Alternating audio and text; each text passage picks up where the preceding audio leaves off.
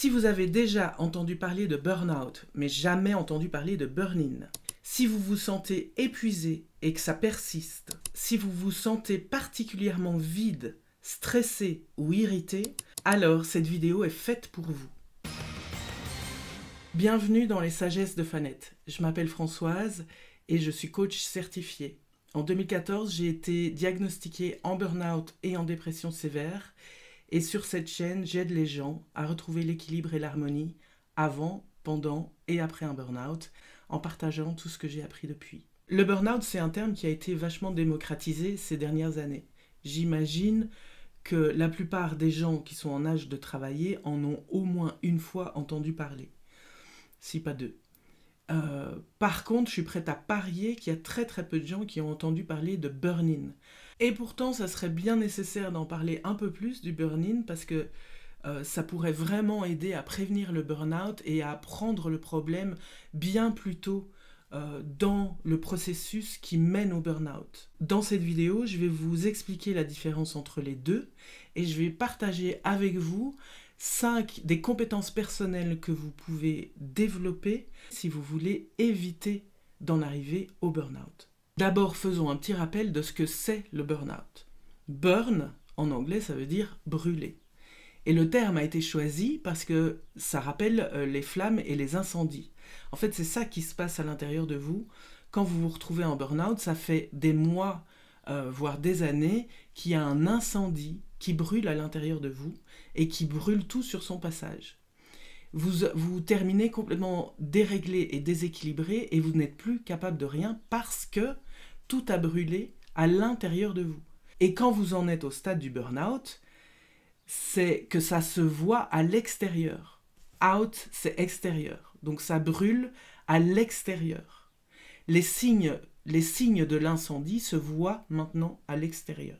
J'imagine que vous avez déjà tous vu des images d'une forêt qui a été dévastée par le feu. Après, il ne reste plus rien. Il reste des carcasses, il reste des cendres, il reste un peu de fumée qui sort de la terre, qui fume encore, tellement ça a brûlé.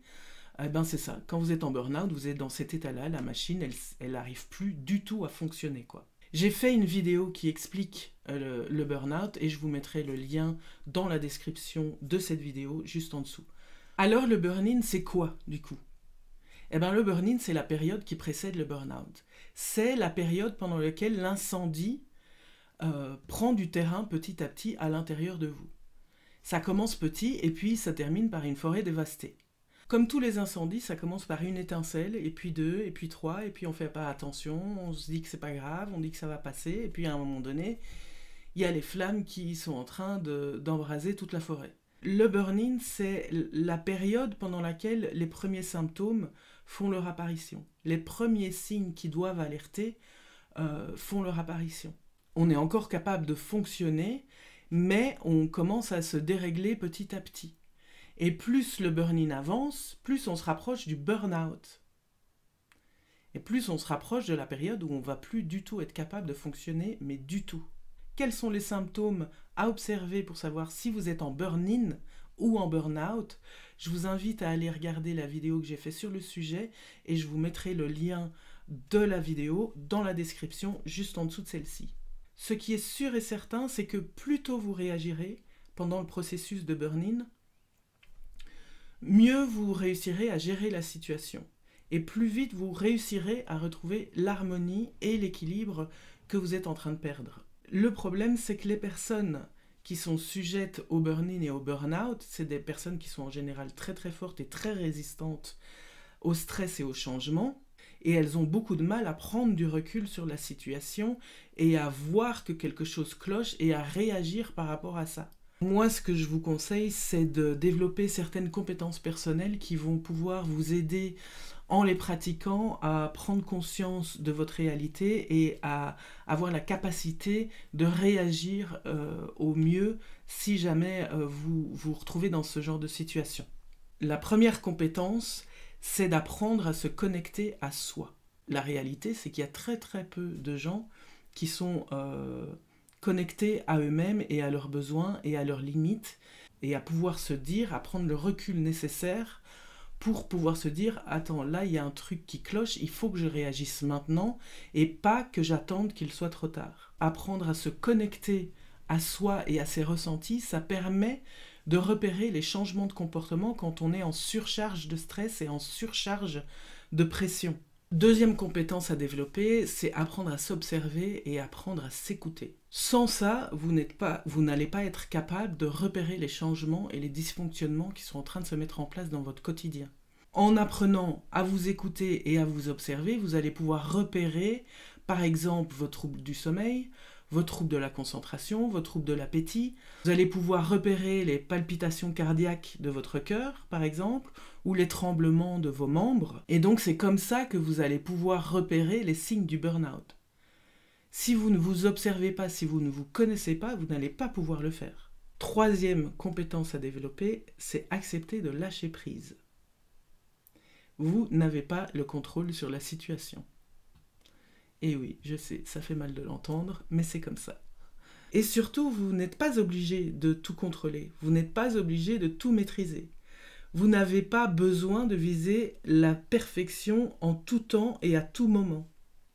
Vous n'êtes qu'un être humain, donc vous êtes imparfait, et c'est très bien comme ça. Quatrième compétence à développer, ralentir au lieu d'accélérer.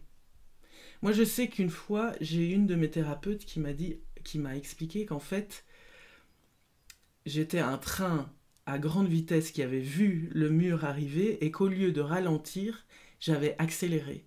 Et ça a été un moment où elle avait tellement trouvé les mots justes pour expliquer comment j'avais réagi. Et ben, en fait, quand on est en burn-in, il faut ralentir. Il faut prendre le temps de ralentir. Il faut moins faire et moins vite.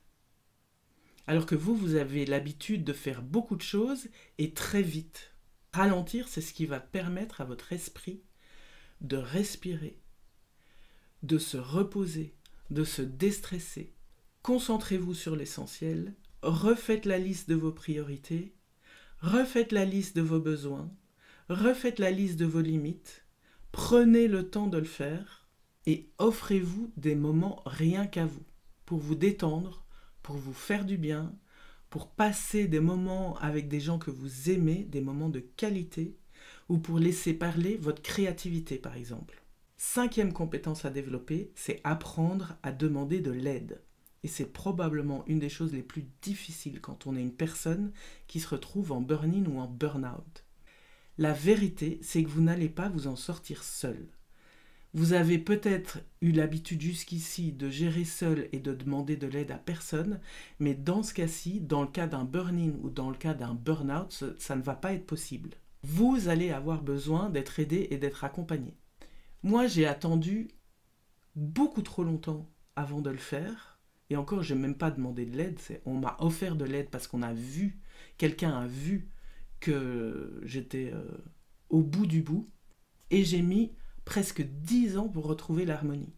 Tellement j'ai attendu longtemps avant de réagir. Je vous rappelle que j'ai préparé pour vous un document qui reprend 20 des symptômes les plus fréquents en termes de burn-out, que vous pouvez télécharger via le lien qui se trouve dans la description de cette vidéo, juste en dessous. Moi, je vous retrouve très bientôt pour une nouvelle vidéo, et d'ici là, prenez soin de vous.